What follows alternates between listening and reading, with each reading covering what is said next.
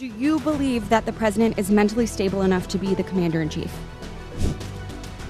Did you ask the same question of Joe Biden for 4 years? Mr. We should not be taking our leader at his word. Then maybe we should be questioning your mental stability. Maybe you are the one responsible for this failure, and the president should think about replacing you.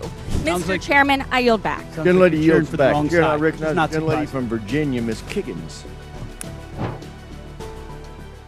Chairman, Mr. Secretary, as you know, I represent San Diego, the largest military community in the country.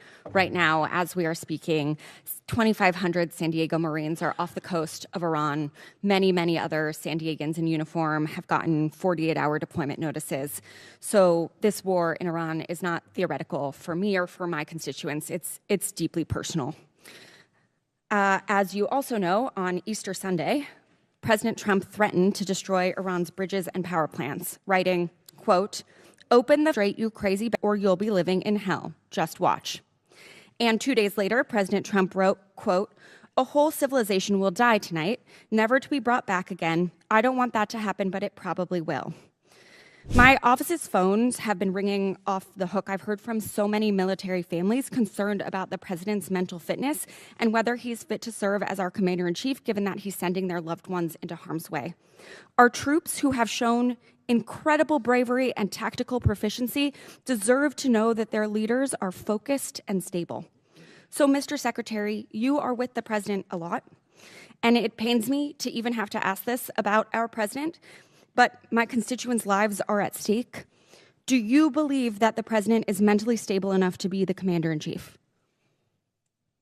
Did you ask the same question of Joe Biden for 4 years? Mr. Secretary, Joe Biden is not the president. Mr. Trump has been president for a year and a half, and I'm asking you did right not. now. And I won't even engage with the level of disparagement that you're putting on the commander-in-chief, who indeed is... meeting Mr. Secretary, every single day. Mr. Secretary, Biden is not the president. He's the sharpest, most insightful commander-in-chief we've had in generations. And you want to compare, you want to ask that question after you and your fellow Democrats defended Joe Biden, who could barely speak and didn't know what day of the week it was? As you know, he governed through an auto pen. You got a Secretary of Defense who went AWOL for a week. I can't be gone for 10 days, for 10 minutes. I will reclaim my time. Young lady's time. She's reclaimed it. So, as Mr. Jimenez said, we should be taking leaders at their word. So is there a reason that we should not be taking our leader at his word? Iran should not underestimate the will of President Trump and the United States military to achieve our mission. Okay, well, I want you to know this is not a partisan thing. In fact, many Democrats have had, many Republicans have had these same questions. Marjorie Taylor Greene said he's out of control and he's gone insane. Candace Owens said the 25th Amendment needs to be invoked. Megyn Kelly, Tucker Carlson, who you used to work with, Alex Jones, Stephanie Grisham, the list could go on. So how do I explain to my constituents that while they are in harm's way, their commander-in-chief is posting these unhinged posts?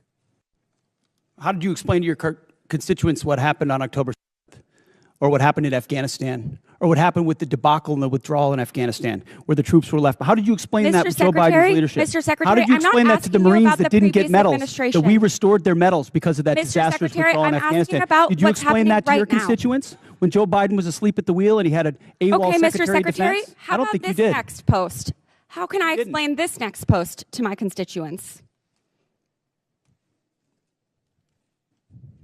I'm Jewish, so this doesn't really bother me, but my understanding is that this is quite offensive to many Christians. So how do you explain this post?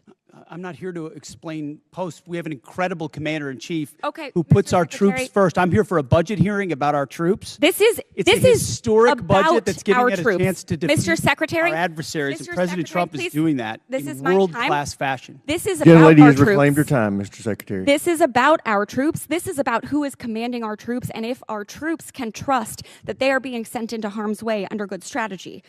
The mental stability of our commander-in-chief is deeply important to our troops. It's deeply important to this country. It wasn't important to you during Joe Biden. At stake. I'll remind you that when there were concerns, Democrats came together, and he was not our nominee for president. So I encourage you to have the same courage that Democrats had.